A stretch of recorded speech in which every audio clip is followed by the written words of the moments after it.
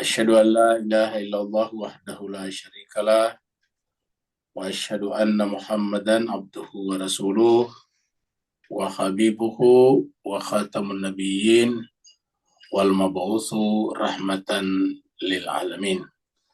Allahumma salli ala habibina wa syafiina wa maulana Abil Qasim al Mustafa Muhammad. Allahumma اللهم صل على محمد وآل محمد. Muhammad. اللهم Allahumma صل salli ala Muhammad wa ali Muhammad. اللهم Allahumma salli ala Muhammad wa ali Muhammad. Wa وعلى ala alihi wa sahbihi wa man tabi'ahum bisan ila yaumidin amma ba'd.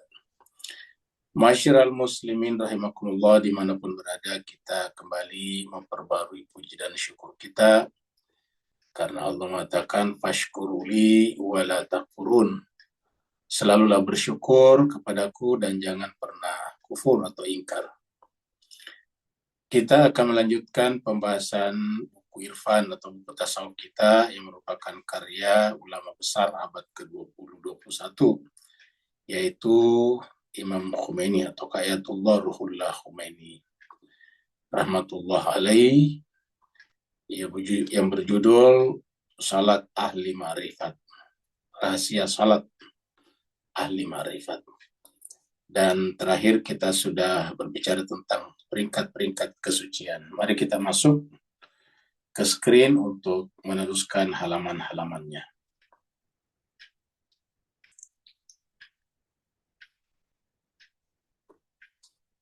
Jadi terakhir kita sampai di tanggal 24 Mei 2025.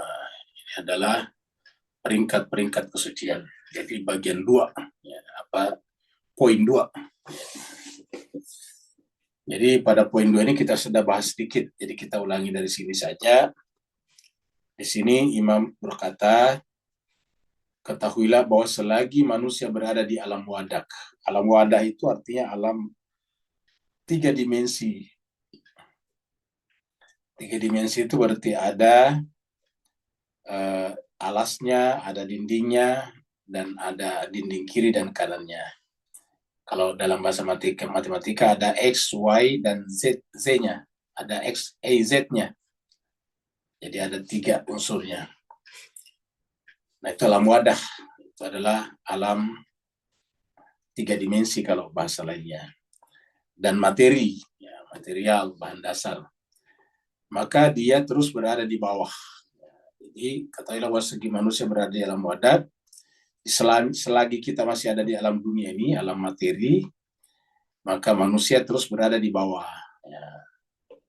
Di bawah itu alam bawah yang akan menjadi perebutan pengaruh bala tentara Allah, bala tentara ilahiyah, dan bala tentara iblis. Jadi ada bala tentara. Bala tentara itu artinya semacam komponen-komponen yang akan menarik kita ke atas kepada Allah, dan bala tentara iblis komponen-komponen hal-hal unsur-unsur yang menarik kita ke bawah. Di dalam Al-Quran dikatakan bahwa jiwa manusia itu menjadi lentur, fleksibel. Lentur itu bisa naik, bisa turun. Dalam Al-Quran dikatakan fa'alhamaha fujuraha wa taqwaha. Fujur itu berarti ke arah iblis, taqwaha ke arah Allah.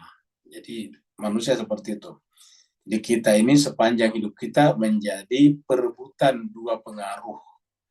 Seperti mana rakyat di sebuah negara demokrasi selalu menjadi rebutan pengaruh kekuatan-kekuatan politik. Ya, ada kekuatan politik yang menariknya ke kanan, ada kekuatan politik yang menariknya ke kiri. Nah, begitulah juga dalam kehidupan kita ini. Ada kekuatan-kekuatan yang menarik kita ke atas menuju kepada Allah, ada kekuatan-kekuatan menarik kita ke bawah, iblis. Dan untuk mengetahui apakah unsur, komponen, atau orang itu menarik kita ke atas atau ke bawah, tidak cukup mengenali dari pakaiannya. Karena bisa saja kelihatannya pakaiannya pakaian ilahiyah, tetapi ternyata menarik kita ke bawah. Ingat waktu iblis menyesatkan Adam menggunakan bahasa Tuhan. Dia katakan fabi izzatika, dengan kemuliaanmu Tuhan, kan begitu. Jadi iblis kata fabi izzatika, Artinya iblis menggunakan pakaian ilahiyah, tapi pakaiannya saja seperti itu, bukan jiwanya. Nah, jadi oleh sebab itulah kita tidak bisa mengenal ini hanya dari zohirnya, dari lahirianya, dari tampilannya, dari panca indera. Ya. Paling gampang kita kenali mereka ini adalah kalau kita melihat bahwa yang diajarkan kepada kita adalah kebenaran. Jadi kalau kebenaran itu artinya memberikan kebebasan untuk memilih, mengaktifkan pikiran kita, karena kebenaran itu kan hanya bisa dikenali oleh akal pikiran. Bala tentara ilahi berupa tentara rahmat, kedamaian, keselamatan, kebahagiaan, cahaya, kesucian, dan kesempurnaan. Ya, jadi kalau tentaranya Allah, tentara ilahi, ya dia datang dengan rahmat. Rahmat itu cinta, kasih sayang. Kedamaian itu persatuan, harmoni, hidup bersama, kedamaian. Tidak, dalam masyarakat kita tidak membangun masyarakat berdasarkan struktur-struktur tertentu, misalnya struktur strata sosial, berdasarkan struktur sekolah, ya, ataukah berdasarkan struktur ekonomi, tidak seperti itu, atau bahkan struktur berdasarkan darah biru, tidak seperti itu. Nah, jadi kedamaian itu adalah harmoni di mana setiap komponen unsur dalam masyarakat itu dianggap punya peran yang penting, tidak bisa kita rendahkan. Contohnya misalnya ada yang menganggap bahwa membersihkan mengumpulkan sampah-sampah itu rendah karena pekerjaannya kotor, kemudian mungkin gajinya sedikit, tidak sebanyak kesulitannya. Nah, tapi kita harus akui bahwa kalau tidak ada orang yang membersihkan sampah, apa yang terjadi kemudian? Ya kita semuanya akan kerepotan, kota jadi kotor, bau. Nah, dengan demikian orang-orang yang mengumpulkan sampah ini punya peran yang sangat penting. Ya, tidak bisa kita menganggap rendah. Ya, tidak ada gunanya kita berstatus sosial tinggi dalam tanda petik, seperti misalnya uangnya banyak, pangkatnya tinggi, dan sebagainya, tapi kotanya kotor, ya, sampah dari mana-mana. Nah, yang bisa melakukan itu adalah orang yang memilih pekerjaan itu. Jadi orang yang memilih pekerjaan memulung sampah tidak bisa kita katakan rendah. Seperti itu jelas sekali. Itu akhirnya nanti harmoni kedamaian di situ. Karena kalau kita menganggap dia rendah, nanti kita ada perasaan arogan, nanti tidak bisa terjadi kedamaian, akan terjadi gesekan sosial. Kalau bahasa sosiologinya terjadi namanya segregasi sosial berdasarkan strata ekonomi. Nah, kita tahu bahwa revolusi di banyak tempat itu karena adanya segregasi sosial berdasarkan ekonomi. Bahkan teori Karl Marx atau teori Marxisme itu adalah segregasi sosial antara borjuisme dan proletariat. Ya, jadi antara kaum borjuis dan proletar. Nah, itu dia. Jadi kemudian dibenturkan. Nah, dalam Islam tidak terjadi seperti itu. Ya. Makanya yang paling pertama diterangkan dalam Al-Quran itu adalah bahayanya sikap istikbar. Istikbar itu artinya menyombongkan diri, menganggap diri lebih besar daripada yang lain. Nah, dengan kata-kata saya kan lebih baik dari dia. Nah, itu kata-kata iblis. Saya kan lebih baik dari dia. Kenapa? Saya ini kerjanya pakai jas, kamu gitu. Mobilnya ber-AC, harum. Pakaiannya juga harum, pakai parfum setiap saat. Sementara mereka pemulung sampah kotor, ya, bergelut dengan kotoran-kotoran, nah seperti itu. Tidak bisa kita mengatakan saya lebih baik dari dia. Ya, kita tidak bisa mengatakan kita lebih baik dari dia. Jadi seperti itu. Jadi seperti mana misalnya kita tangan tidak boleh mengatakan tangan lebih baik daripada kaki. Kenapa? Karena kaki itu kerjanya berat, kerjanya menginjak tanah, menginjak lumpur. Nah, tidak boleh. Walaupun tanah tidak menyentuh lumpur, nah tetapi tangan tidak bisa kemana-mana kalau tidak ada kaki. Jadi kaki itulah yang menggunakan menyentuh menyentuh lumpur. Ya, sekarang sih jarang karena kita sudah pakai sepatu. Tapi aslinya kaki dulu itu nggak pakai sendal, tidak pakai alas kaki.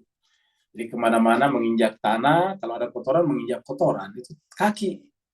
Tapi terus kita katakan, oh tangan lebih baik daripada kaki karena kaki berurusan dengan tanah, lumpur, kotoran, sedangkan tangan berurusan dengan makanan-makanan yang nikmat. Nah, tidak boleh. Kenapa? Karena tangan tidak bisa menikmati hidangan kalau kaki tidak berjalan menuju ke hidangan tersebut. Nah, jadi Tidak bisa kita menciptakan strata-strata seperti itu. Jadi makanya lahirlah kedamaian. Ya. Itu tentara ilahi itu. Kemudian keselamatan. Ya, nama agama kita ini kan Islam. Islam itu artinya menyelamatkan, selamat dan menyelamatkan. Jadi Islam itu bisa lahir dari kata salimah, selamat, dan aslama juga menyelamatkan. Kebahagiaan. Kemudian kebahagiaan, rasa bahagia itu juga adalah tentara ilahi. Kemudian cahaya itu adalah menerangi yang lain. Ya, kata menerangi itu tanpa pamrih ya, tanpa kepentingan. Cahaya itu tidak pernah mengatakan saya hanya menerangi orang yang mau begini, nggak ada. Saya mau menerangi orang yang bayar saya, tidak seperti itu. Jadi kalau kita misalnya ada 10 orang di depan lampu, nah lampu itu tidak bisa memfokuskan cahayanya hanya kepada orang kaya misalnya, dan tidak memberikan cahaya kepada orang miskin. Tidak, dia sama selama kita menyalakan lampu itu, maka dia akan menerangi siapa saja dan apa saja yang ada di sana tanpa melakukan pemilahan-pemilahan. Itu namanya cahaya. Kemudian kesucian. Kesucian itu artinya pada ilahi itu adalah fitrah. Kemudian kesempurnaan. Artinya gerak menuju kepada dia. Karena dia maha sempurna, maka tanda manusia yang merindukan dia ataukah tertarik oleh bala tentaranya dia adalah juga mengusahakan, menggerakkan, effortnya adalah untuk menuju kepada kesempurnaan. Nah, itu adalah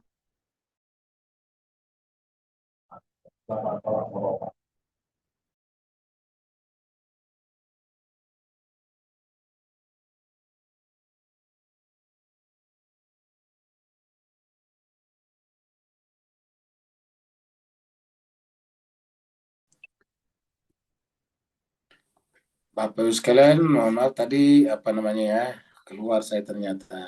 Ya. Kita lanjut lagi.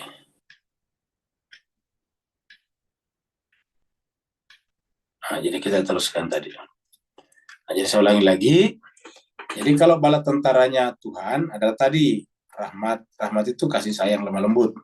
Kedamaian, keselamatan, kebahagiaan, cahaya, kesucian, dan kesempurnaan. Sementara sebaliknya, tentaranya iblis. Tentaranya iblis tentu kebalikannya. Jadi kalau sini tadi cinta, ya benci. Kedamaian, ya perseteruan, perang. Keselamatan, ya kecelakaan. Kebahagiaan, ya penderitaan. Cahaya, kegelapan. Kesucian, kotor. Kesempurnaan, cacat. Nah, jadi itu lawannya tentara iblis. Jadi kalau ada yang mengajak kita untuk terus-menerus menambah kekurangan dan cacat jiwa kita, nah itu bukan tentara Tuhan, itu pasti tentaranya iblis. Kalau tentara Tuhan mengajak kita kepada kesempurnaan. Nah, sekarang kita masuk pada paragraf baru. Karena sisi-sisi rububiyah ilahi senantiasa lebih dominan daripada sisi-sisi iblis, ya, maka manusia pada dasar fitrahnya adalah cahaya. Jadi ulangi, karena sisi-sisi rububiyah, ya. Ya, ingat dalam diri kita itu sebetulnya memang aslinya sisi rububiyah, Tuhan ilahi.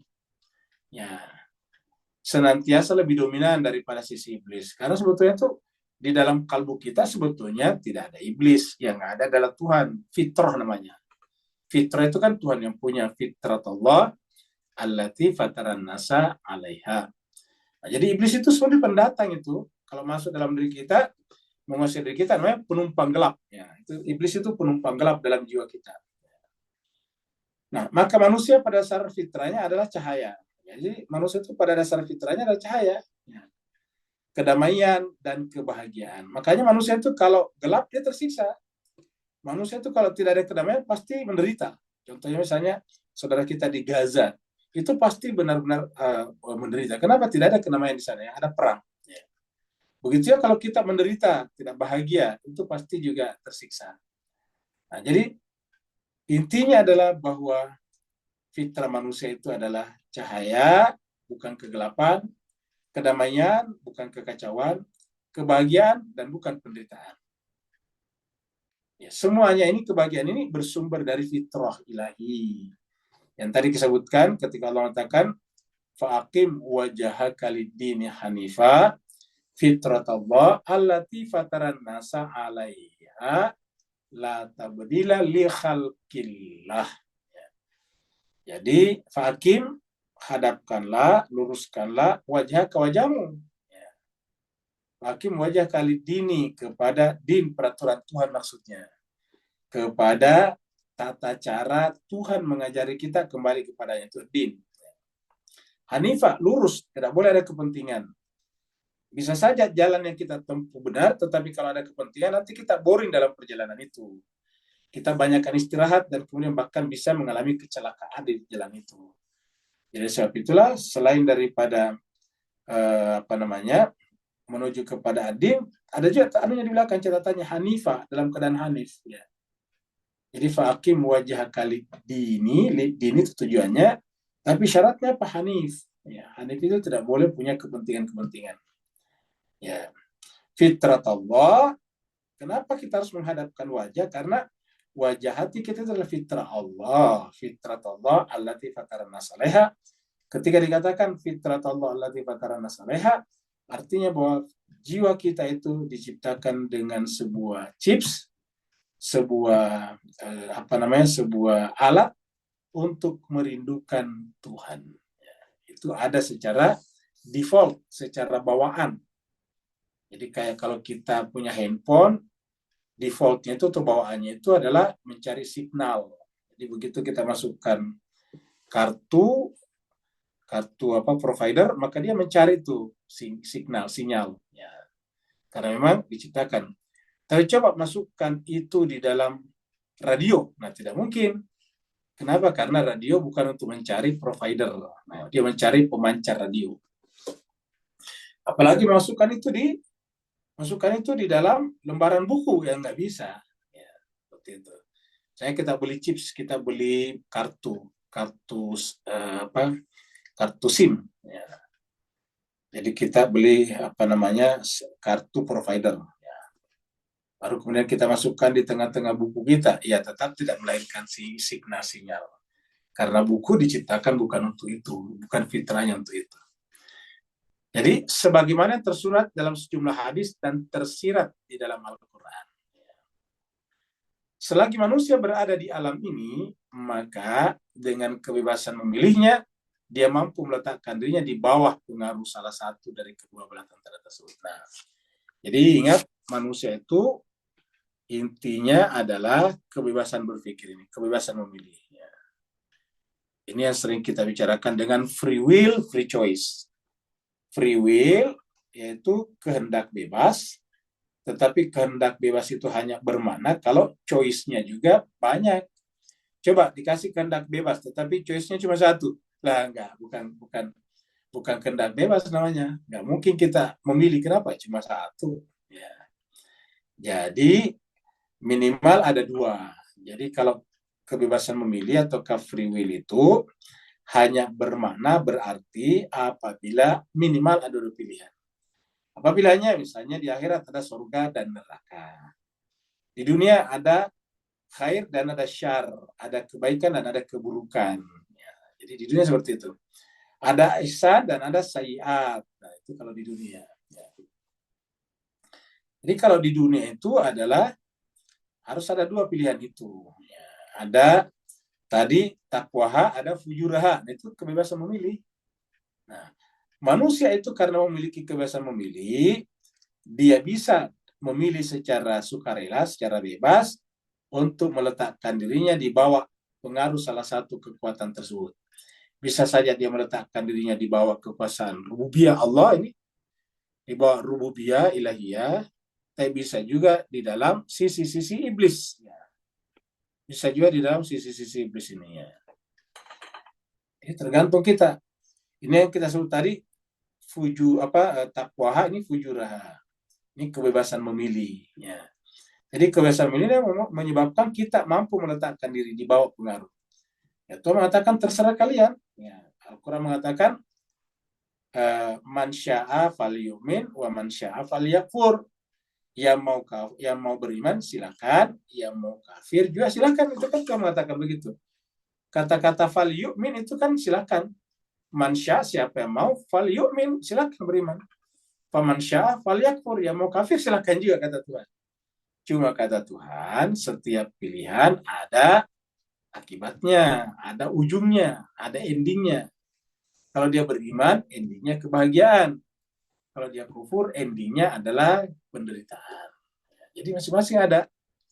Ya, Al-Quran mengatakan bahwa kalau kamu bersyukur, maka kamu akan mendapatkan kebahagiaan. Dan kalau kamu kufur, kamu akan masuk dalam neraka. Ya. Jadi itu Tuhan menawarkan dua hal itu. Jadi inilah Al-Quran, menawarkan dua pilihan itu. Tergantung kita. Dan kita tidak bisa mengubah orang dengan doa. Ingat, sampaikan. Saya ulangi lagi, kita tidak bisa mengubah orang dengan doa. Karena kalau kita bisa mengubah orang dengan doa, artinya apa? Sama dengan merampas kebebasan memilihnya. Coba renungkan Bapak Ibu sekalian. Ya. Saya doakan misalnya seorang penjahat, ya Allah, kepada yang penjahat itu bimbinglah dia sehingga dia benar. Kalau saya mengatakan begitu, berarti saya meminta Tuhan untuk ikut campur tangan melanggar kebebasan memilihnya. Nah, berarti kan salah. Kita menyuruh Tuhan melanggar hukumnya sendiri. Nah, bukan berarti doa tidak terjawab, tetapi di situ tidak bisa berlaku. Kenapa? Karena ada kebebasan memilih. Mana buktinya? Buktinya, apakah Nabi Nuh tidak pernah mendoakan istri dan anaknya? Jawabannya tidak mungkin. Ya, pasti mendoakan, tetapi tidak bisa merubah yang bersangkutan. Doa itu adalah kewajiban kita terhadap orang lain, tapi apakah doa itu merubah? Tidak. Ya, kalau berkaitan dengan pilihan bebas, ya ingat, kalau berkaitan dengan pilihan bebas. Ya. Kita misalnya mendoakan seorang supaya sehat, dianya sendiri tidak mau sehat, selalu makan makanan yang melanggar, ya nggak percuma kan? Ya. Kalau misalnya kita mendoakan, ya Allah berikanlah kesehatan kepada si fulan, tapi si fulan sendiri tidak pernah minta doa, bahkan dia sendiri selalu melanggar hal-hal yang harus dijaga, ya akhirnya apa? Dia tetap sakit. Kalau kemudian Tuhan intervensi, ini kan merusak hukum namanya. Artinya apa? Ada orang yang tidak perlu menjaga kesehatan tapi tetap sehat. Ini membingungkan namanya. Bingung. Loh, kok dia tidak menjaga kesehatan tapi kok sehat? Ini karena Tuhan. Nah, kita menjaga kesehatan kok tidak diintervensi Tuhan? Nah, begitu. Jadi inilah kita harus lihat supaya jelas ini. Maka dikatakan sini kebebasan memilih. Kebebasan memilih ini berkali-kali disebutkan dalam Al-Quran. Dan ini dibicarakan dengan sangat baik oleh Imam Khomeini di sini. Ingat, selagi manusia berada di alam ini, ingat, selagi kita hidup, maka dengan kebebasan memilihnya, dia manusia itu mampu meletakkan dirinya di bawah pengaruh salah satu dari kedua belah tentara tersebut. Ingat, mampu meletakkan dirinya. Ingat kata-kata ini. Mampu meletakkan dirinya, ya. Mampu meletakkan dirinya di bawah pengaruh salah satu dari dua bala tentara itu. Bukan kita mampu meletakkan.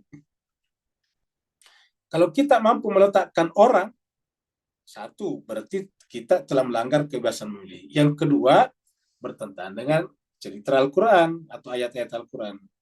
Nabi Nuh tidak bisa membuat istrinya beriman kepadanya, bahkan tidak bisa membuat anaknya yang berasal dari darah dagingnya untuk beriman kepadanya. Kalau kita ikuti kisah Nabi Nuh dalam Al-Quran, sampai Nabi mengatakan, ya bunayya, wahai anakku, naiklah di atas perahu ayah, kan begitu. Karena pada hari ini tidak ada tempat yang tidak akan tenggelam. Tapi apa kata anaknya? Wahai ayah, saya akan lari. Sa'awi ila jabalin ya'simuni minal ma. Wahai ayah, saya akan lari ke tempat yang tinggi yang bisa menyelamatkan aku dari air. Nah, seperti itu. Anaknya bilang begitu. Padahal Nabi Nuh mendoakannya. Nah, jadi ini yang terjadi jemaah sekalian. Ya. Nah, begitu juga misalnya dengan Asia. Asia ini kan wanita soleha. Ya, tentu terjabah doanya, bahkan diabadikan dalam Al-Quran. Tapi kenapa suaminya justru menjadi penjahat, bahkan melawan Nabi dan tenggelam di lautan, yaitu Fir'aun? Ya, karena tidak bisa mengubahnya dengan doa. Ya. Karena kalau kita bisa mengubah orang dengan doa, berarti menghilangkan kebebasan memilih. Ya. Karena kebebasan memilih itu, ya suka-sukanya yang bersangkutan, kebebasan. Makanya Al-Quran mengatakan, ya man syaa fal yu'min, ya fal yu'min itu yakfur juga begitu, man syaa fal yakfur. Ya. Jadi fal yakfur. Ya. falyakfur. Ya, ini ada. Jadi man syaa falyu'min wa man syaa falyakfur. Ya, kita lihat Al-Kahfi 29 ya. Al-Kahfi itu 18 ya. 29. Ya. Wa qulil haqqu mir rabbik. Katakanlah Muhammad, al-haqqu kebenaran itu mir rabbikum dari Tuhan kalian. Jadi kebenaran al-haq itu min dari rabbikum Tuhan kalian. Nah, karena kebenaran dari Tuhan kalian, apa kata Tuhan? Faman syaa. Harusnya kan dikatakan karena kebenaran dari Tuhan maka kamu harus beriman. Tidak begitu bahasanya. Karena kebenaran itu dari Tuhan, maka man syaa, siapa yang mau, yang berkehendak untuk itu, falyu'min, silakan beriman. Nah, seperti itu. Jadi siapa yang mau beriman, silakan beriman, kata Tuhan. Wa man syaa falyakfur, siapa mau kufur, ya silakan kufur. Nah, gitu. Jadi siapa yang mau berkehendak untuk, jadi syaa ini adalah harus bebas. Jadi syaa ini harus bebas, kehendak bebas tadinya. Ya. Nah, karena bebas, ada dua pilihannya di sini. Yu'min dan yakfur. Faman syaa falyu'min wa man syaa falyakfur. Yang mau beriman silakan, tafadhal. Yang mau kafir silakan juga, tafadhal juga. Tetapi kata Tuhan apa? Pasti masing-masing ada akibatnya. Inna a'tadna liz-zalimina naran ahata bihim suradiqan. Tapi kepada mereka yang ingkar, dia pasti akan melakukan kezaliman. Dan untuk orang yang melakukan kezaliman, kami siapkan kepadanya nar, api neraka, ahata bihim suradiquha, yang akan meliputi, membungkus semua dirinya. Suradiquha itu sampai atapnya, maksudnya seluruhnya. Jadi kata-kata ahata itu artinya menutupi seluruh lingkungannya, bagian tubuhnya, kiri, kanan, atas, bawah, depan, belakang. Wa in yastaghithu yughathu bima'in. Apabila mereka istighosah, apabila mereka istighosah maksudnya minta tolong karena kehausan dengan api ini, yughathu bima'in. Mereka ditolong, diberikan pertolongan dengan air, tapi air apa? Kalmuhli, air yang mendidih seperti logam. Bayangkan kalau mendidihnya seperti logam yang mendidih. Ya. Jadi yughathu bima'in kalmuhli yashwil wujuh, yang akan menghancurkan wajah. Bi'sa syarab, itulah seburuk-buruk minuman, wasa'at murtafaqa, dan itulah seburuk-buruk tempat istirahat. Ya, peristirahatan terakhir yang paling buruk. Nah, jadi Tuhan mengatakan, silakan yang mau beriman, tetapi masing-masing ada konsekuensinya. Kalau kalian zalim, ini hasilnya. Tapi kalau kalian beriman, nantinya ini, ya, kalau kau beriman dan beramal saleh, ya seperti ini juga. Nah, seperti itu. Jadi masing-masing ada. Itulah kebebasan yang Tuhan berikan kepada kita. Ya, itulah makna daripada surat 87 ini. Ya. 91 ya, bukan 87 ya. Nah, sini katakan wa nafsin wa ma sawaha. Demi jiwa wa ma sawaha, dan apa-apa yang bisa menyempurnakannya. Nah, artinya apa? Ma itu apa? Maksudnya potensi kesempurnaannya. Jadi ma di sini potensi, potensial ya, kesempurnaannya. Falhamaha, maka Allah mengilhamkan kepadanya fujur. Fujur itu kedurhakaannya. Wa taqwa, dan takwanya. Jadi bisa fujur, bisa takwa ini. Bisa fujur ke bawah, terbawa oleh bala tentara iblis. Takwa bisa ke atas menuju kepada Allah, rububiyah. Terbawa oleh tentara rububiyahnya Allah. Kalau ini terbawa ke bawah tentara iblisia, ini rububiyah. Ya. Jadi bisa ini. Jadi Tuhan memberikan kebebasan. Silakan mau ke bawah kah atau mau ke atas kah? Fujur kah ataukah takwa kah? Nah, maka Tuhan menginginkan kita menjaga agar nafs kita, jiwa kita adalah bertumbuh menjadi nafs yang sempurna dengan cara qad aflaha man zakkaha. Maka beruntunglah orang yang bisa menjaga kesucian jiwanya. Ya, itu tadi sawaha. Sebaliknya qad khaba, merugilah celaka mandasah yang mengotorinya, yaitu itu bebas, silakan mau fujur mau takwa ya. Atau di surat Al-Insan. Jadi ini banyak sekali dalam Al-Quran. Surat Al-Insan mengatakan begini ya. Inna hadainahu sabila. Kami telah memandu manusia itu menuju jalan yang benar, jalan kepada Allah maksudnya yaitu fitrah. Jadi kata-kata hadainahu itu kami memberi hidayah kepada manusia itu dengan fitrah, fitrah Allah allati fatarna salaiha, agar mereka menempuh jalan kepada Allah. Tetapi walaupun ada secara potensi di dalam diri kita,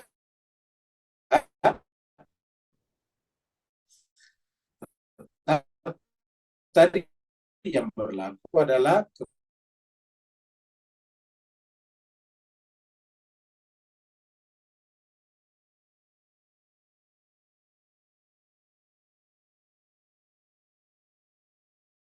paksalah ikraha fiddin.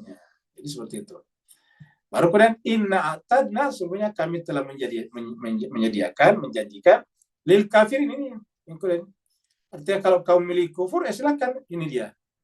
Kalau kau milih kufur, kamu akan nanti berakhir dengan salasila wa aglala wa sa'iran. Dengan rantai-rantai. Rantai artinya tidak bisa kemana-mana. Wa aglala belenggu, tidak bisa bergerak. Kalau ini tadi salasila tidak bisa kemana-mana, tidak bisa jalan. Wa aglala tidak bisa bergerak. Wa sa'ira dan api yang menyala-nyala. Nah, seperti itu. Sebaliknya kalau dia bersyukur apa? Nih, innal abror, dia akan menjadi al-abror. Melakukan kebaikan tertinggi dan seterusnya. Jadi intinya adalah pilihan kita ada dua ya. Itulah sebabnya juga Allah mengatakan begini ya. Jadi banyak sekali dalam Al-Quran menunjukkan kita bebas. Jadi kalau kita mengatakan doakan supaya dapat ini, di mana Al-Quran mengatakan bebas ya. Jadi surat Al-Baqarah ayatnya berapa ini? 256 ya.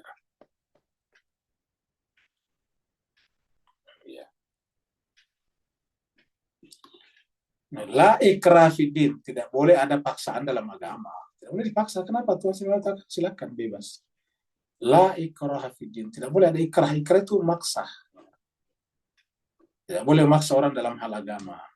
Memang ada permintaan Tuhan, fa'akim wajah kalidin, kan ada tadi kata-katanya itu. Fa'akim wajah kalidini hanifa. Ya, tetapi pada saat yang sama muncul kata la ikraha fiddin. Ya, siapa yang tidak boleh dipaksa? Siapapun, termasuk istri kita, anak kita, tidak boleh dipaksa. Nah, kita hanya wajib mendidik, mencerahkan istri dan anak kita supaya bisa memilih ya, yang benar. Karena tadi katakan la ikraha fiddin qad tabayyana ar-rusydu minal ghayy. Kenapa tidak boleh dipaksa? Karena sudah jelas. Tabayyan itu jelas. Ar-rusydu jalan yang benar, al-ghayy dan jalan yang sesat, jalan yang bengkok. Jalan yang benar dan jalan yang salah. Jalan yang lurus dengan jalan yang bengkok. Jalan kecerdasan dan jalan kebodohan. Kira-kira gitu lah. Jadi itu mengatakan begitu. Jadi bebas. Tabayyan ar-rusydu. Jadi dalam Al-Quran selalu kita menemukan tawaran-tawaran seperti itu, di mana kita tidak boleh memaksa orang. Nah, kaitannya dengan ikrah ini kita temukan misalnya di dalam surat Al-Ghasyiyah. Surat Al-Ghasyiyah. Ini Al-Ghasyiyah. Al-Ghasyiyah nah ini dia surat 88 ya. Nah, di sini kita temukan ayatnya. Nah, di sini Allah berfirman, wahai Muhammad, fadzakir, beri peringatan, tentu Nabi yang dimaksud sini. Muhammad, fadzakir, berikanlah peringatan. Innama, tapi hanya sih pembatas, batas tugas kamu, kira-kira gitu lah. Innama itu adalah muqayyad. Batas tugas kamu adalah muzakir, pemberi peringatan saja. Innama anta muzakir, hanya saja kamu adalah pemberi peringatan. Lasta dari kata laisa, kamu tidak berhak, kamu tidak boleh, laisa. Laisa alaihim, bukan tugas kamu terhadap mereka, bimusaitir, memaksa mereka. Artinya hubungan kuasa tidak boleh terjadi. Jadi kata-kata musaid itu kuasa. Jadi kan terkadang kita sebagai orang tua merasa berkuasa kepada anak, kita paksa, itu tidak boleh. Lasta alaihim bimusaitir, tidak boleh menggunakan hubungan kuasa dan dikuasai, tidak boleh. Karena kita orang tua, kita kan berkuasa, kamu harus seperti yang saya inginkan, itu tidak boleh. Atau kita suami, kita merasa berkuasa kepada istri, kamu harus seperti saya, itu tidak boleh. Karena ini lasta alaihim bimusaitir. Kita seorang pimpinan di kantor, kita merasa kuasa, itu tidak boleh. Ini lasta alaihim bimusaitir. Illa man tawala, adapun yang tawala berpaling, maksudnya berpaling dari fitrah, wa kafara dan mengingkarinya, itu urusannya Allah. Itu urusannya Allah, ini Allah yang punya kuasa untuk itu ya, bukan kita. Pokoknya kita hanya fadzakir innama anta mudzakir. Hanya sekedar pemberi peringatan saja, tidak lebih dari itu. Dan ayat seperti ini kita sering temukan dalam Quran cukup banyak ya.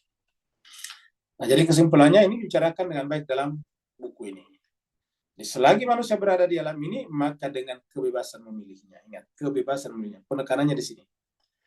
Dia manusia mampu meletakkan dirinya di bawah pengaruh salah satu dari kedua bala tentara tersebut. Kita bisa mengikuti bala tentaranya Allah, bala tentara rububiyah, tapi bisa juga mengikuti bala tentaranya iblis, bala tentara syaitania ataukah iblisia.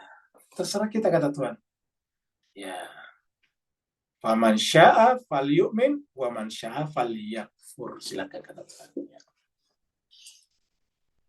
Jadi supaya kita menjadi arif ini Bapak sekalian ya, supaya kita tidak bisa mengendalikan pikirannya orang. Ya. Karena kita akan sakit sendiri, menderita sendiri. Bayangkan kalau kita ingin orang lain seperti kita dan tidak, nah kita biasanya marah. Uring-uringan, temperamental, marah, dan tidak boleh seperti itu. Ya. Toh kan kalau dia salah, dia bertanggung jawab sendiri. Biasanya istri kita tidak mau ikut ya. Kan kalau itu perbuatan salah, dia akan bertanggung jawab di hadapan Allah. Seperti mana istrinya Fir'aun, istrinya Nabi Nuh dengan istrinya Nabi Lut. Ya. Begitu juga kita, terkadang istri mau pengen suami kita seperti yang kita inginkan. Itu tidak boleh. Ya. Apa sebabnya? Kalau bisa ya tentu Asia bisa mengubah Fir'aun. Asia ini wali, berkategori wali Allah dari perempuan ya. Dia termasuk wali perempuan. Bayangkan, yang kita sebut misalnya di Indonesia ada wali songo, itu kan tidak disebutkan di Quran. Tapi kalau Asia disebutkan di Quran, diabadikan di Quran, ada cerita ayat-ayat berbicara tentangnya, tentang kebaikannya, bahkan Allah menjadikannya sebagai perumpamaan. Daraballahu mathalan lil ladzina amanu. Ya. Jadi Allah menjadikan itu sebagai perumpamaan orang beriman. Siapa? Imrata Fir'aun, istrinya Fir'aun. Ya. Siapalah kita ini atau wali-wali yang kita sebut tapi tidak disebutkan di Quran. Jadi kesimpulannya kita kembali ke sini, kebebasan memilih. Lalu apa kewajiban kita? Tawasul bil haq, tawasul bis sabar, saling mengingatkan. Nah, tapi tidak boleh ada keinginan memilih, memaksa. Jadi kita tidak boleh ada semacam emosi, harapan untuk merubah orang. Maka disinilah kita tidak boleh ada upaya untuk melakukan pekerjaan pekerjaan contohnya kita sebagai orang Sunni mensunnikan orang Syiah, sebagai orang Syiah mensyiahkan orang Sunni, sebagai orang Islam mengislamkan orang Kristen. Itu tidak boleh ada keinginan itu. Berdialog, berbicara boleh aja. Kalau Quran mengatakan kalau berbicara dengan cara yang baik, diskusilah. Ya, ud'u ila sabili rabbika bil hikmati wal mau'izatil hasanah wajadilhum billati hi ahsan. Ya, seperti itu. Sudah ada patokannya dalam Al-Quran. Jika dari awal pembentukan fitrahnya hingga akhirnya seseorang tidak pernah terpengaruh oleh iblis, maka dia adalah seorang manusia ilahi yang bertempat di alam lahur. Ya, jadi bertempat di alam lahur. Jadi kalau dari awal pembentukan fitrahnya hingga akhirnya seorang tidak pernah terpengaruh oleh iblis, maka dia adalah seorang manusia yang ilahi, yang bertempat di alam lahut. Insan ilahi lahuti. Sekujur tubuhnya sesungguhnya adalah cahaya. Sekujur tubuhnya adalah kesucian. Sekujur tubuhnya adalah kebahagiaan. Kalau ada orang seperti itu, maka dia adalah berada di alam lahud. Jadi artinya bahwa dia tidak pernah jatuh seperti cerita Adam dan Hawa itu. Dia berada di alam cahaya. Cahaya, kesucian, dan kebahagiaan. Kalbunya adalah cahaya Allah. Kalbunya adalah cahaya Allah karena dia tidak menghadap selain kepada Allah. Dan segenap daya batinia dan lahirianya bersifat cemerlang dan suci. Tidak ada yang mempengaruhi kalbunya kecuali Allah. Tidak ada lagi yang bisa mempengaruhi kalbunya kecuali Allah. Tidak ada yang mempengaruhi kalbunya kecuali Allah. Iblis beserta segenap bala tentaranya tidak punya andil dan pengaruh di dalam kalbu manusia ini sama sekali. Inilah yang dimaksud di dalam Al-Quran surat Al-Hijr dengan jalan yang lurus, ya, seperti yang kita temukan di sini. Ya. Surat Al-Hijr, ya, surat 15.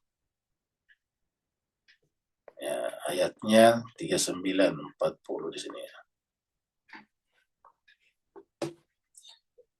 Qala, iblis berkata, ketika sudah diberikan tangguh untuk usianya panjang sampai akhir zaman. Berkata iblis, Rabbi, wahai Tuhanku.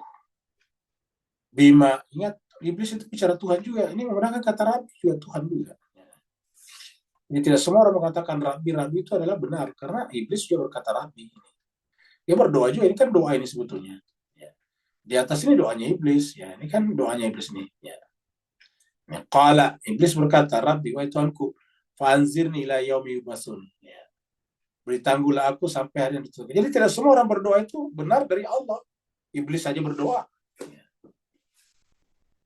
Jadi, jangan pikir semua orang yang berdoa pasti baik. Iblis berdoa juga. Ya. Bagaimana kita tahu? Bagaimana kita tahu benar atau tidak? Pada tadi Hanif tidak punya kepentingan. Ya. Jadi ingat, iblis juga berdoa. Jadi jangan salah sangka bahwa semua orang berdoa itu bagus, semua kerja yang berdoa. Belum tentu. Ini iblis ini berdoa. Iblis berdoa, Pak, Rabbi Tuhanku, fa'anzirni, maka beri tangguhlah aku. Kan doa namanya. Dia minta untuk beri tangguh. Doanya dia apa? Masalah kehidupan dunia. Kalau doanya yang Isa ilahiyah itu bukan dunia yang diminta. Ya, jadi iblis berdoa, apa yang didoakan? Dunianya supaya dipanjangkan umurnya, ditangguhkan kehidupannya di dunia, jangan dibikin sakit, jangan juga dibikin meninggal. Ya. Dulu maksudnya panjangkan umurnya. Tangguhkan itu jangan dulu, sekarang Tuhan saya meninggal, masih banyak kerjaan saya, kira-kira gitu. Fa'anzirni ila yaumi yub'atsun. Wahai Tuhanku, beri tangguhlah aku sampai hari yang telah ditentukan dibangkitkan. Yub'atsun, hari kebangkitan. Ya. Apa kata Allah? Fa'innaka minal munzarin. Sungguhnya kamu diterima doanya, ditangguhkan. Nah, kan berarti ini dijawab doanya. Jadi artinya apa? Iblis ini bisa membuat testimoni bahwa dia dijawab doanya nih. Dia berdoa dan dijawab doanya. Coba lihat. Iblis dijawab doanya. Jadi dia bisa membuat testimoni. Ini buktinya saya ditangguhkan. Berarti saya dijawab doanya. Dan ada dalam Al-Quran. Fa'innaka minal munzarin. Sesungguhnya engkau, iblis, termasuk orang ditangguhkan. Artinya doamu ini diterima, diijabah. Doanya diijabah, tetapi iblis, ya. Fa'innaka minal munzarin. Kamu diijabah doanya. Coba. Sampai kapan tidak tanggung-tanggung? Ila yaumi yub'atsun.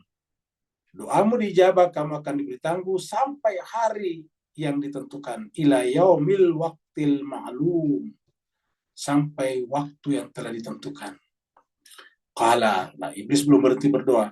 Rabbi, wahai Tuhanku. Bima aghwaytani, karena engkau telah menyesatkan atau memvonis aku sesat. La uzayyinanna lahum, saya akan membuat indah bagi mereka manusia. Apa? Kehidupan di muka bumi. Sehingga nanti kalau dia berdoa seperti doaku, yang diminta cuma kesuksesan dunia saja. Tidak pernah minta untuk disucikan hatinya, tidak pernah diminta untuk ditambahkan ilmunya, tidak pernah minta untuk dibawa kepada kebenaran. Yang diminta adalah bagaimana caranya usianya panjang, hidupnya bagus di dunia ini. sehingga merasa indah kehidupan di dunia. Itu iblis berkata begitu. La'uzayyinanna lahum fil ardi. Nah, setelah dia menganggap indah kehidupan dunia sampai masuk dalam doa-doanya, wala ubuyannahum. Baru setelah itu aku akan sesatkan mereka ajmain semuanya, kata iblis. Ini kata iblis ini. Ya. Saya akan menyesatkan. La uguyan, lamnya namanya taukid. Ya, pasti. Jadi Bapak Ibu, sini taukidnya dua. La, lam taukid, baru nun tasydid. Nun tasydid taukid. Ya. La uguyan nahum, saya akan benar-benar sungguh-sungguh menyesatkan mereka itu ajmain semuanya. Semua manusia saya akan datangin, illa kecuali, nah inilah yang tadi bicarakan ini. Illa kecuali ibadaka minhumul mukhlasin. Kecuali hambamu yang hanif, yang mukhlas, yang tidak punya kepentingan. Illa ibadaka minhumul mukhlasin. Kecuali hamba-hambamu dari kalangan manusia yang berkategori mukhlasin. Bukan lagi mukhlisin, tapi mukhlasin. Mukhlasin adalah bentuk advance daripada mukhlisin. Jadi bentuk apa? Bentuk lanjut, bentuk lebih tinggi daripada mukhlisin. Illa ibadaka minhumul mukhlasin. Qala, apa kata Allah berkenaan dengan ini? Pernyataan iblis. Hadza siratun alayya mustaqim. Bisa jadi baca hadza ziratu aliyin mustaqim. Ini adalah jalan menuju kepada saya. Itu bisa juga kalau seandainya kita hilangkan yang membaca Ali, berarti jalannya Ali yang lurus. Hada siratu alayya mustaqim. Ini jalan menuju kepada saya yang lurus. Itu apa? Yaitu mukhlasin. Ya. Ini peringkat yang paling tinggi. Hada siratu alayya mustaqim. Ya, jadi inilah jemaah sekalian yang kita bisa lihat. Dan ini kata-kata ini mirip-mirip dengan di surat lain. Kita bisa lihat sini 38. Ya. Shot, ya.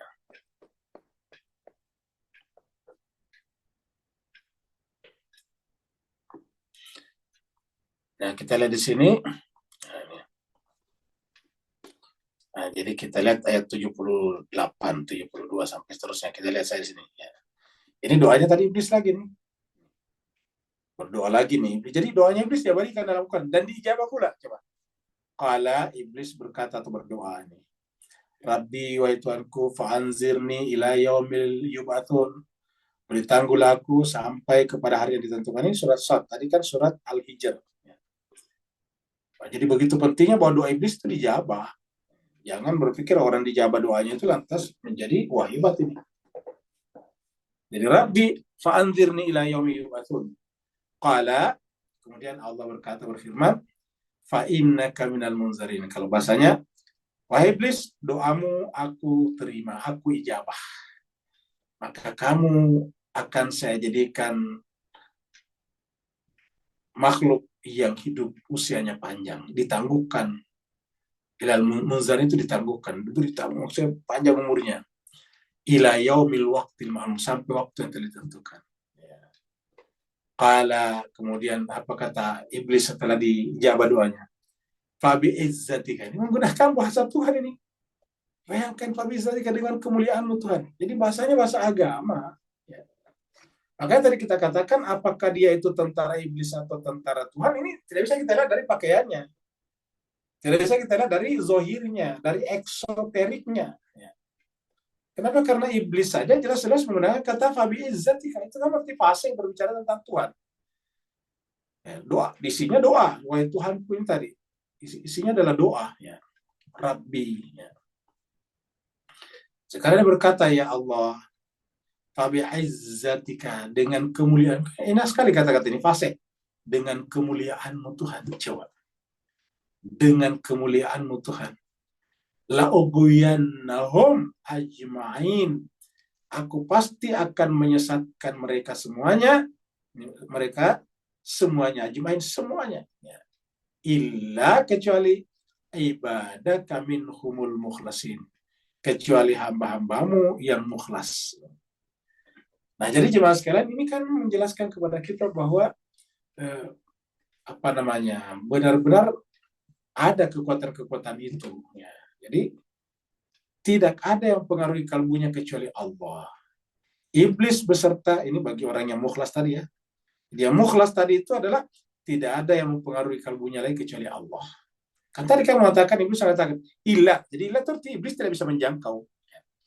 Jadi mereka sudah sampai pada tingkatan lahut ini, ya itu apa namanya, jiwanya itu adalah cahaya kesucian dan kebahagiaan, maka iblis tidak sanggup menjangkaunya. Siapa yang mengatakan begitu? Bukan Imam Khomeini, tapi iblis sendiri tadi mengatakan, saya akan menggoda semuanya ajmain. Tapi iblis sendiri mengatakan, illa ibadaka minhumul mukhlasin. Ya, saya tidak akan sanggup Tuhan kalau hamba itu mukhlas. Ya, siapa itu mukhlas? Tidak ada yang pengaruhi kalbunya kecuali Allah. Kalau kita ini kan masih dipengaruhi oleh dunia. Kalau dapat dunia senang banget, kalau tidak dapat dunia kecewa banget, dan seperti itu. Jadi tidak ada yang pengaruhi kalbunya kecuali Allah. Iblis beserta segenap bala tentaranya tidak punya andil dan pengaruh di dalam kalbu manusia sama sekali. Dengan catatan bahwa manusia itu kembali kepada fitrahnya. Sebetulnya, jadi iblis itu beserta segenap bala tentaranya aslinya tidak punya andil dan mempengaruhi. Kenapa? Karena andil jiwa manusia itu Allah dengan kata-kata fitrat Allah allati fataran nas 'alaiha. Makhluk mulia semacam ini pastilah suci secara mutlak dan cahaya yang murni. Inilah yang disebut dengan masumin. Inilah yang disebut dengan sayyidul anbiya'i wal mursalin. Ya. Jadi makhluk mulia semacam ini pastilah suci secara mutlak dan cahaya yang murni. Jadi dia adalah suci secara mutlak. Ini adalah suci secara mutlak dan merupakan cahaya yang murni. Dosa masa lalu dan masa mendatangnya telah terampuni. Dosa masa lalu dan masa mendatangnya telah terampuni. Ya. Apa maksudnya dosa masa lalu dan masa mendatangnya terampuni? Nah, inilah jemaah sekalian. Apakah dia telah berdosa? Nah, kita lihat dulu pembahasan, karena banyak menganggap kok ada dosa di sini. Nah, ini diambil dari mana ini? Surat Al-Fat. Surat Al-Fat. Makanya di sini katakan dia pemilik Al-Fat Al-Mutlaq. Nah, jadi kita lihat surat Al-Fat. Ya, kita lihat sini surat Al-Fat. Surat Al-Fat itu surat 47, 48 ini ya. Jadi kita lihat dari sini nih ya. Bismillahirrahmanirrahim. Inna fatahna laka fatham mubina. Ini yang disebut tadi dengan kemenangan mutlak. Kalau Imam Khomeini tadi menyebutnya di sini nih. Ya, disebut dengan al-fath al-mutlak. Di sini tidak disebut mutlak, tapi mubina, nyata. Ya. Al-fath al-mubin, fatham mubina. Ya. Inna, sungguhnya fatahna, kami membuka, laka kepada Muhammad, fathan mubina, pembukaan, maksudnya kemenangan yang nyata, yang mutlak. Ya, tidak pernah kalah, kira-kira gitulah. Nah, karena kamu masuk kategori fatham mubina, untuk apa ini kondisi seperti ini? Fatham mubina tidak pernah kalah. Ya. Tidak pernah takluk, tidak pernah tunduk, seperti kata iblis tadi. Illa ibadaka minhumul mukhlasin. Untuk apa kondisi ini? Linya untuk. Agar, untuk. Yaghfira laka. Untuk mengampuni kamu, untuk Allah mengampuni kamu. Jadi kita baca dari sini. Untuk Allah mengampuni kamu. Nah, ma taqaddama min dzambika wa ma ta'akhkhar, yang lalu dan yang akan datang. Nah, apa maksudnya ini? Yaghfiraka Allah laka ma taqaddama. Ya. Kan di sini tidak disebutkan dosa, tidak ada kata-kata liyaghfira dzambaka. Liyaghfiraka Allah dzambaka ma taqaddama, tidak ada kata itu. Jadi matakan dzambika wa ma ta'akhkhar. Jadi dzambinya di sini, ya, bukan di sini. Matakan dzambika wa ma ta'akhkhar. Nah, kita sebelum lanjut ke sini kita bahas dulu. Kenapa disebut dengan yaghfira di sini? Nah, ingat jelaskan kata-kata ghafara yaghfiru itu atau aghfara yaghfiru itu mempunyai dua makna sebetulnya. Bahkan banyak, tapi makna yang paling umum kita gunakan di sini ada dua. Kalau untuk kita yang kotor ini atau yang terbiasa kotor ini, itu ampunan. Ya, ingat, ampunan. Sedangkan bagi mereka yang fathah mubina ini, itu bukan ampunan, tapi penjagaan, pembebasan dari apa? Dari dosa yang dulu dan akan datang. Jadi tidak pernah berdosa dan tidak akan pernah berdosa. Nah, kita tahu, coba kita lihat ini kamusnya. Ini ada kamus di sini. Ya, ini adalah kata gafara, kita sudah lihat sini. Supaya kelihatan, saya tuliskan lagi ya, gafara. Ini yang gafara. Jadi kita tulis 3 huruf, gafara. Mudah-mudahan kebaca Pak ya, mudah-mudahan tidak terlalu apa namanya, tidak terlalu kecil ini. Gafara. Nah, kita lihat di sini. Gafara apa artinya? Kita lihat di sini di atas nih. Ya. Gafara yaghfiru, mengampuni. Nah, ini dia kita. Memaafkan. Ini dia kita. Melonggarkan. Memberi gerasi. Nah, ini memberi gerasi nih. Kemudian membatalkan dan membebaskan. Nah, apa artinya membatalkan? Ini untuk Nabi nih. Artinya membatalkan semua upaya-upaya iblis atau setan untuk mengganggunya batal dan membebaskannya. Jadi kata-kata kafar itu selamanya tidak membebaskan. Memang dalam kata mengampuni itu bagi kita yang berdosa membebaskan kita dari dosa. Tapi bagi Nabi bukan membebaskan dari dosa, tapi membebaskan dari iblis sehingga tidak berdosa. Membebaskan dia dari iblis sehingga tidak berdosa. Dari mana kita memahami ya kata iblis tadi? Saya akan menggoda semuanya illa ibadah. Jadi makna gafara ini juga terjadi pengecualian pada ibadah minhumul mukhlasin. Nah, jadi bagi kita gafara yaghfir ini artinya apa? Yaitu mengampuni, memaafkan, kamu gitu. Ya. Jadi seperti itu. Ini kita ke bawah, kita lihat ini menutupi ini, coba lihat. Gafara ini menutupi, artinya apa? Kalau dia fathah mubina atau kemanasa suci, dia ditutup sehingga pintu iblis masuk tidak ada, menutup di sini. Ya. Bagi fathah mubina adalah tertutup. Jadi tidak ada pintu iblis untuk masuk. Nah, kalau kita kan banyak bolongnya, banyak lubangnya sehingga iblis bisa masuk dari berbagai sisi, lalu kemudian kita diampuni kalau berdosa. Gafara di sini. Gafara, baru kemudian mengampuni kalau kita. Kalau di atas ini adalah para manusia suci yang mutlak tadi fathan mubina, nah dia adalah menutupi. Kalau kita mengampuni, memperbaiki, nah kalau kita gitulah, memperbaiki. Kita ini kata dia rusak, dosa itu merusak kita. Maka lahirlah kata memperbaiki di sini. Nah, begitu. Nah, ini ada lagi, menjaga, mengawal. Nah, ini berlaku bagi fathan mubina. Nih, coba kita lihat. Ghafar alaihi itu artinya apa? Ini harasahu amia, yaitu menjaga, mengawal. Jadi mereka ini adalah orang yang terjaga dan dikawal oleh apa? Tentara ilahiyah tadinya itu. Nah, jadi dengan demikian kita bisa memahami di sini bahwa untuk fathan mubina bukan dosa dalam pengertian berbuat salah, tetapi tertutup seluruh peluang, tertutup semua kemungkinan untuk melakukan dosa dulu sebelum jadi nabi dan setelah jadi nabi. Ma taqaddama min zambika wa ma ta'akhara. Nah, sehingga dia tertutup dari itu, wa yutimma ni'matahu. Melalui mereka lah nikmat Allah sempurna. Dan karenanya melalui mereka inilah kita minta ihdinas siratal mustaqim, siratal ladzina an'amta alaihim. Wa yutimma ni'matahu alaika, maksudnya melalui mereka itulah kamu sempurnakan nikmatmu, wa yahdiyaka, dan mereka terbimbing siratan mustaqimah, melalui jalan yang lurus. Persis tadi dengan surat apa tadi? Surat Al-Hijr ayat 40. Ya, coba kita lagi kembali ke surat Al-Hijr biar tetap supaya tidak hilang ini, kita pindah ke sini ya. Kita pindah ke sini, surat Al-Hijr ya. Surat Al-Hijr 15. Ayatnya 39. Ya. Kata iblis, bima agwaitani la uzayyinanna lahum fil ardi, saya akan jadikan indah kehidupannya di muka bumi, wala ughwiyanahum, dan aku akan sesatkan mereka ajmain semuanya.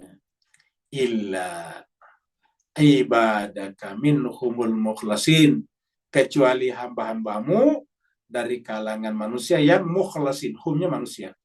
Hamba-hambamu dari kalangan manusia tapi mukhlasin, bukan lagi mukhlisin. Qala, apa kata Allah setelah iblis mengatakan illa, yang illa itu, yang kecuali itu, yang tidak bisa digoda iblis, hada sirajun alayya mustaqim. Sama nih. Wa yahdiyaka siratan mustaqim. Jadi saya kira jemaah sekalian itu Al-Quran saling melengkapi pengertiannya satu sama lain. Nah, sehingga seperti kata Imam Khomeini tadi di sini ya, tadi. Nah, jadi dialah pemilik al-fatal mutlak. Dosa masa lalu dan masa mendatangnya telah terampuni. Maksudnya itu telah terjaga, terbebas ya. Dialah pemilik al-fat al-mutlak atau kafatan mubina tadi berdasarkan surat al-fat. Ya. Kemenangan mutlak, kemenangan nyata, dan makam ismah yang terjaga maksum. Mereka lah yang menempati makam ismah, yaitu kemaksuman atau keterjagaan dari dosa. Seperti bahasa Arab tadi kita lihat. Yang tertinggi. Jadi, makam ismah yang tertinggi. Ya. Inilah yang menyebabkan mereka itu tempatnya di tempat yang tinggi. Namanya mereka kan al-abrar istilah lainnya. Inna kitab al-abrari lafi illiyin. Kitab al-abrar itu lafi illiyin, berarti tempat yang paling tinggi. Lafi illiyin. Di mana paling tingginya? Di alam lahut. Ya. Lafi illiyin. Orang-orang maksum selainnya, memperoleh kemaksumannya karena mengikuti beliau. Jadi kalau kita ingin masuk ikut beliau, seandainya. Ya, jadi bahkan pada nabi-nabi yang lain maksudnya di situ maksum karena berwasilah kepada Nabi Muhammad. Ya, karena Nabi Muhammad itu kan Sayyidul Anbiya wal Mursalin. Sehingga orang-orang maksum selainnya memperoleh kemaksumannya karena mengikuti beliau. Ya. Dialah pemilik makam al-khatamiyah. Ya, tadi. Kalau istilahnya tadi yutimma, ya, yaitu menggunakan kata-kata yutimma, menyempurnakan. Kalau sini menggunakan kata-kata khatamiyah karena terkait dengan khatamun nabiyyin, ya begitu. Dialah pemilik makam khatamun nabiyyin, ya. Penutup kenabian dan kerasulan yang juga merupakan kesempurnaan dalam pengertian mutlak. Jadi nabi-nabi semuanya itu adalah sempurna, tapi kesempurnaan mutlak itu ada pada Nabi Muhammad, dan kesempurnaan nabi-nabi yang lain adalah merupakan sinaran daripada kesempurnaan mutlak Nabi Muhammad, sehingga Nabi Muhammad lain disebut dengan rahmatan lil alamin. Apa artinya rahmatan lil alamin? Bermakna di dalamnya rahmatan likullil a'imma, rahmatan likullin nabiyyin, rahmatan likullil mursalin. Ya, seperti itu. Lantaran para penerus wasi beliau berasal dari tanah penciptaan beliau. Jadi tanah beliau. Jadi berasal dari tanah beliau. Maksudnya dari sulbi beliau. Para penerus wasi beliau berasal dari sulbi beliau. Dan bersambung dengan fitrah beliau. Maka mereka pun akhirnya memiliki kemaksuman mutlak. Mengikuti kemaksuman beliau dengan keikutsertaan yang sempurna. Nah, perhatikan ini kata-kata ini mas sekalian. Ya. Nah, jadi orang-orang maksum setelahnya ini, jadi kita ulangnya, dia pemilik makam al-khatamiyah yang juga merupakan kesempurnaan dalam pengertian mutlak lantaran para penerus atau wasi beliau berasal dari tanah maksudnya sulbinya beliau, dan bersambung dengan fitrah beliau, fitrah Nabi, maka mereka pun akhirnya memiliki kemaksuman mutlak, mengikuti kemaksuman beliau dengan keikutsertaan yang sempurna. Disinilah kita bisa memahami kata-kata Nabi bahwa Fatimah adalah bagian daripadaku. Yang membuatnya marah, membuatku marah, membuatnya bahagia, membuatku bahagia. Begitu juga dia berkata tentang Imam Hasan, Imam Hussein, dan sebagainya. Sedangkan Ali disebutnya sebagai bagian daripada diriku. Ali itu adalah bagian daripada diriku. Begitu kata Nabi. Apa kata ayat tentang mubahalah? Ayat mubahalah itu ketika mengatakan anfusana wa anfusakum, Ali maksudnya. Ketika mengatakan nisa'ana wa nisa'akum, itu kan Fatimah. Ketika mengatakan abna'ana wa abna'akum, itu kan Hasan dan Husainah, seperti itu. Ya, jadi inilah yang disebut dengan bersambung dengan fitrah beliau, maka mereka pun akhirnya memiliki kemaksuman mutlak, mengikuti kemaksuman beliau dengan keikutsertaan yang sempurna juga. Seperti itulah. Nah, jadi saya kira kita sampai di sini mengerti jemaah sekalian tentang tingkatan-tingkatan orang suci ini. Jadi kita ada 3 paragraf yang mudah-mudahan bermanfaat ya. Jadi di sini hari ini adalah tanggal 31 ya, bulan 5, 25. Yang mau bertanya dipersilakan. Waalaikumsalam warahmatullahi wabarakatuh. Silakan Pak Nur. Bismillahirrahmanirrahim, Ustaz. Untuk level kita ni dalam sisi ilmu sihat walafiat zahir batin kita, maka apakah kupasan malam ini satu rumusan boleh dibuat bahawa immunity system kerohanian kita yang sihat dan kuat tadi akan mafhum mukhalafah ni memperkuatkan pula zahir batin kita dalam mentajalikan kesihatan dalaman tadi, Ustaz. Beri pencerahan dan teguran Ustaz, afwan semua. Baik. Jadi jemaah sekalian berbahagia, karena kita ini yang punya 2 sisi ya, punya tubuh tanah juga. Nah, kita lihat sini ya.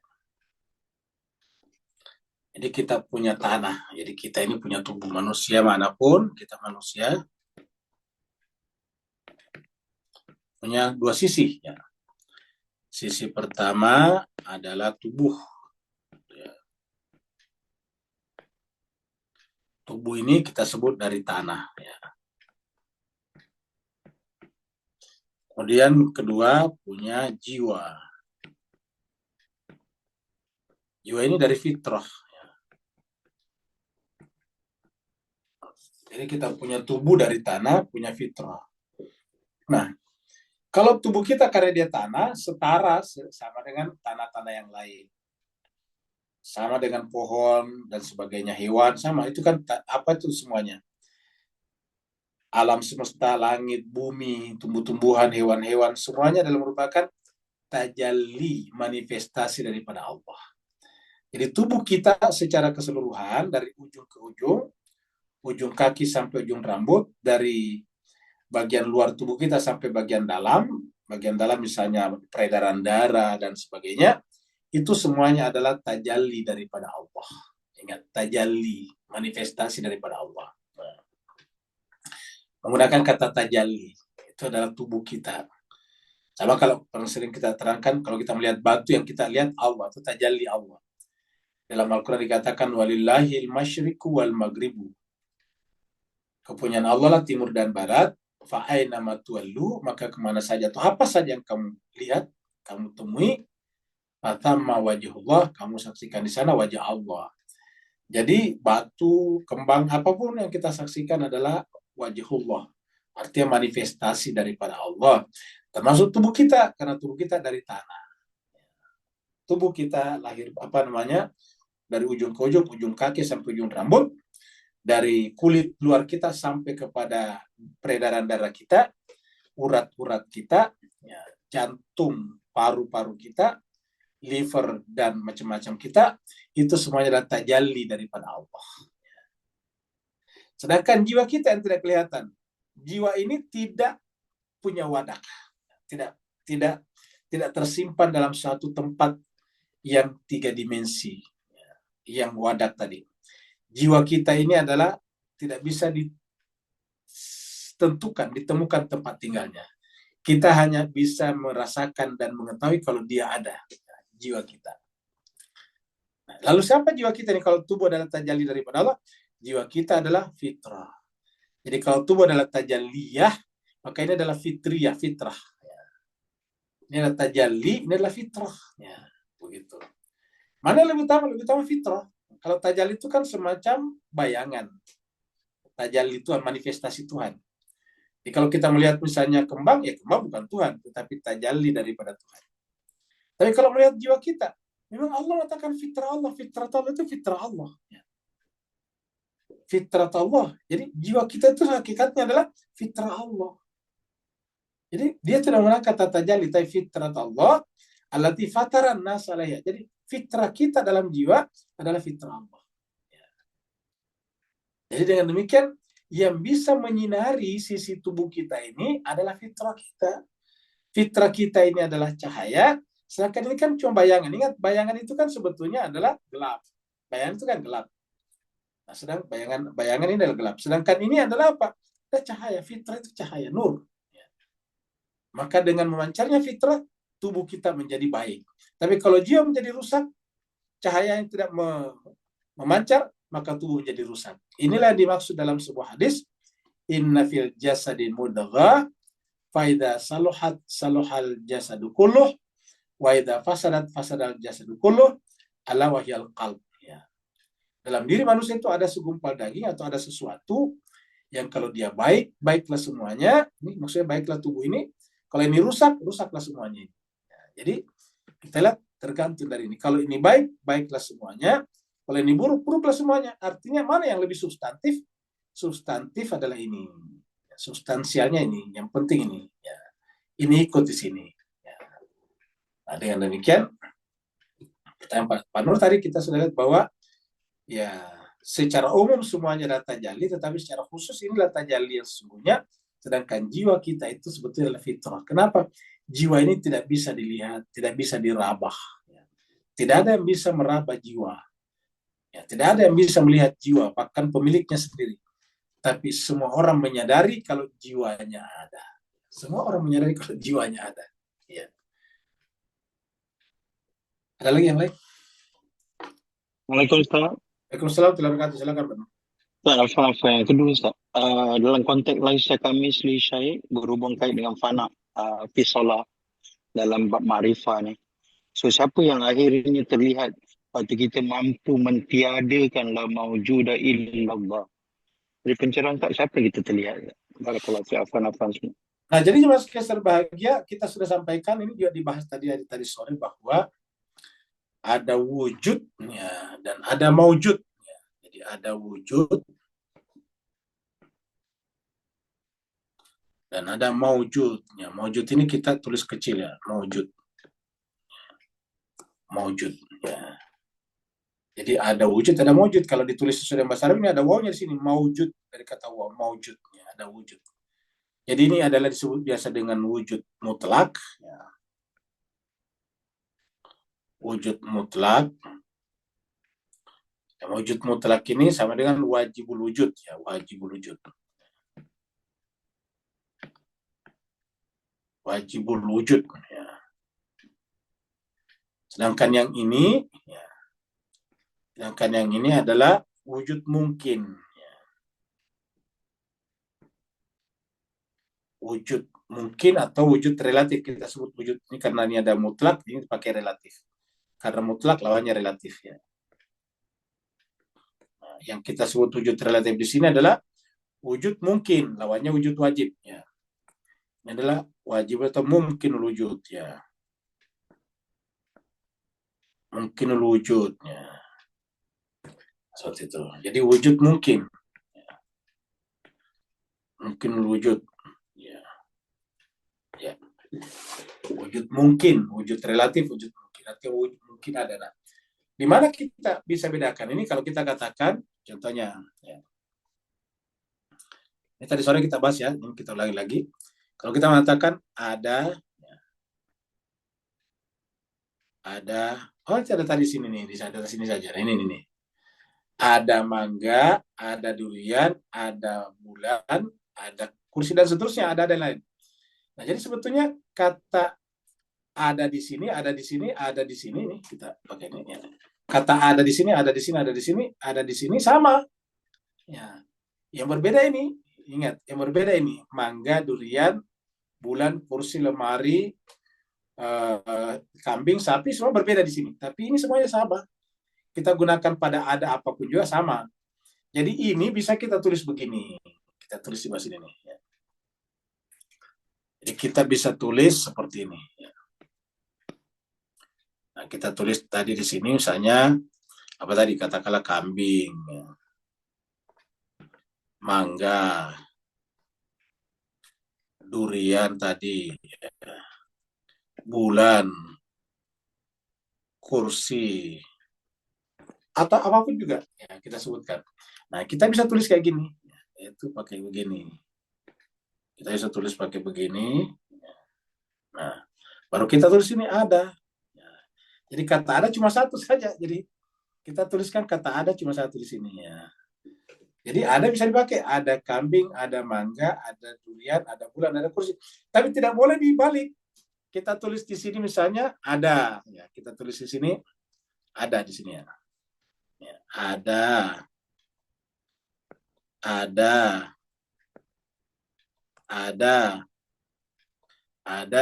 dan seterusnya. Baru ditulis begini. Ya. Tulis apa di sini? Ditulis misalnya apa tadi? Buah-buahan. Buah-buahan. Ini nggak bisa ditulis begini. Ya. Kalau ditulis begini berarti buah-buahannya sama, adanya berbeda-beda. Yang terbalik, yang terjadi adalah kebalikannya. Buah-buahan itu banyak. Kalau buah-buahan ini kan banyak. Ada buah mangga, ada buah duku, ada buah durian, ada buah apa macam-macam. Ya, buah-buah rambutan ada. Nah, adanya yang sama. Jadi yang benar ini. Jadi kita anggap ini salah. Ya, ini salah. Yang benar adalah ini. Di kata ada itu tunggal sebetulnya. Nah, tapi apakah ada yang dimaksud di sini adalah ada yang mutlak tadi di atas ini? Bukan. Ada yang ada di sini pun adalah merupakan tajalli. Ada yang ada di sini adalah merupakan turunan, ya, derivat daripada ada besar. Jadi kita sampaikan di sini, ini adalah dari kata ada besar. Ya. Di sini adalah ada yang besar. Ya. Jadi kita tulis ini ada besar. Nah ini dia. Nah ini baru turun ke sini. Ya, ini. Nah, inilah yang disebut yang di atas ini ada yang tidak pernah kata tidak. Ini bisa tidak ada kambing, tidak ada mangga. Nah kalau ini ada ini tidak pernah tidak ada. Dia mutlak wajib. Ya. Inilah yang menurunkan ini. Ya, jadi ini berasal dari atas ini. Ya gitu. Kalau tidak ada ini, tidak ada ini. Inilah yang dimaksud tadi dengan laisa kamitsli syai'un. Ya. Kalau ini ada kamitsli, tapi ini laisa kamitsli syai'un. Tidak ada yang serupa dengannya. Dia hanya satu, tunggal, dan mutlak wajib. Ya. Yang lain ini adalah bisa ada misal-misalnya. Jadi ini tidak ada misalnya. Laisa kamitsli syai'un. Ya. Tidak ada samanya karena dia hanya tunggal. Tunggalnya tunggal mutlak tadi namanya tunggal sederhana.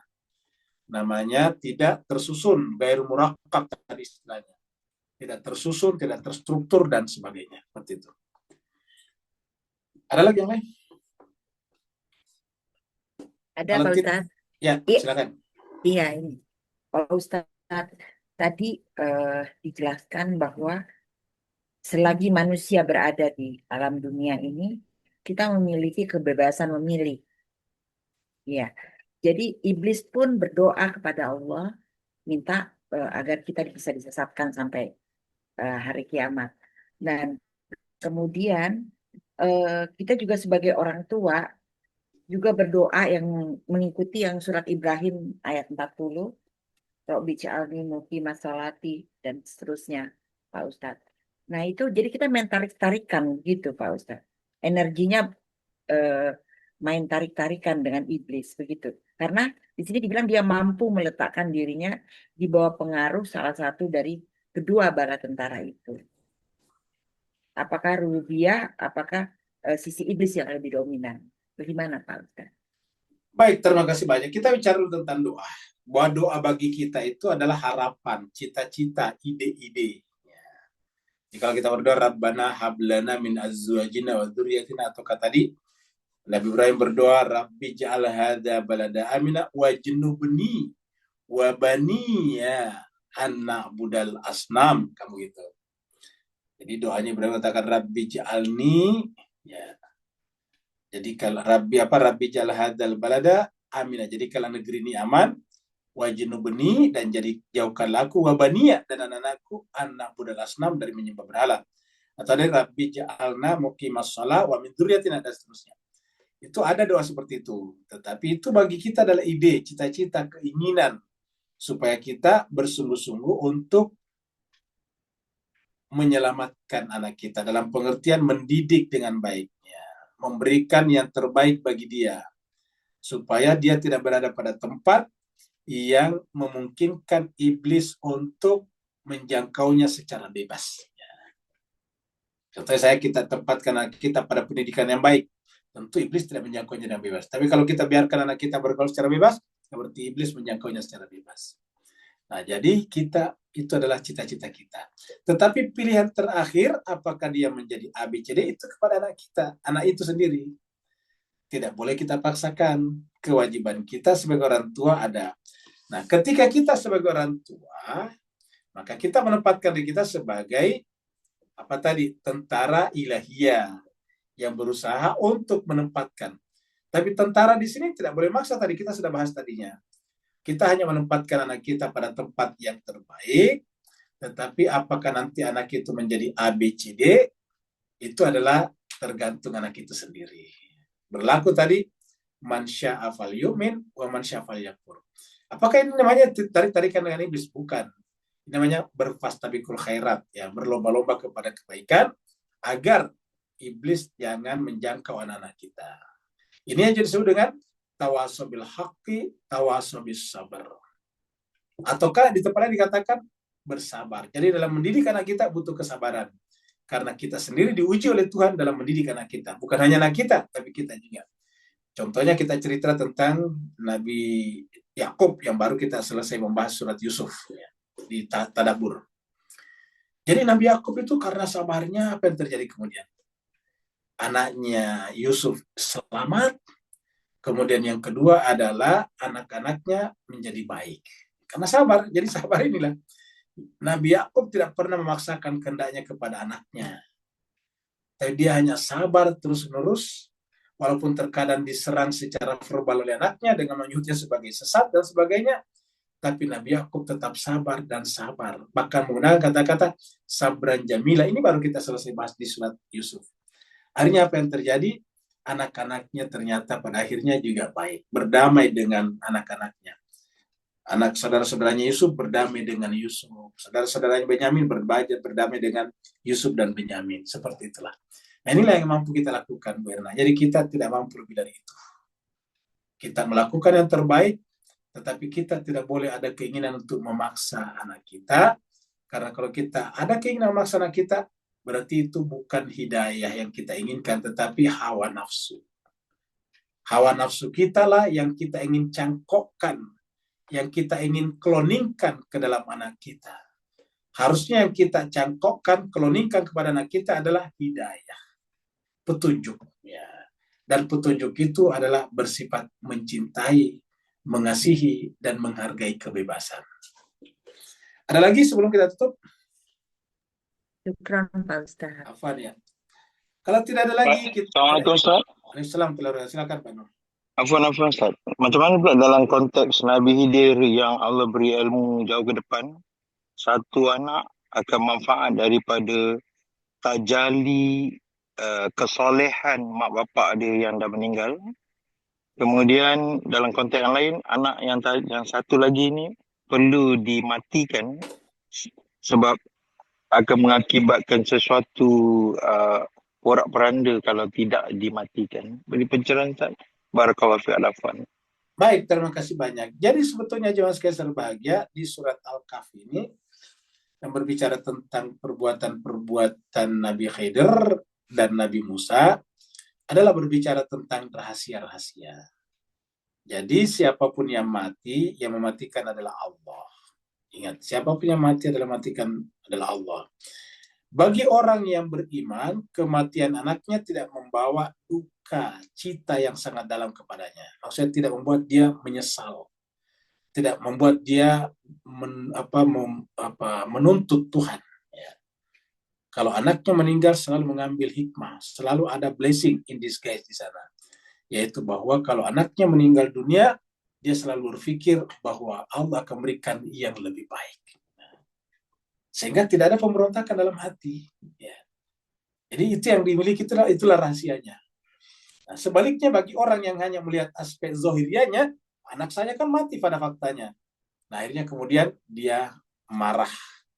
Bahkan ada yang meninggalkan agamanya. Ada yang tidak sholat lagi dan sebagainya. Ada yang seperti itu. Nah, inilah yang dimaksud dengan وَلَنَبْلُوَنَّكُمْ بِشَيْءٍ مِنَ الْخَوْفِ وَالْجُوعِ wa naqsi minal amwali wal anfusi wat tamarat wa basyiri sabirin. Kami Allah pasti akan menguji kalian dengan bisya'in, dengan sesuatu. Apa itu? Pertama adalah al-khauf, takut. Yang kedua al-ju', lapar. Yang ketiga adalah naqsim minal amwal, kekurangan harta benda. Wal anfus, kehilangan anggota keluarga, meninggal. Was-samarat, kehabisan bahan makanan.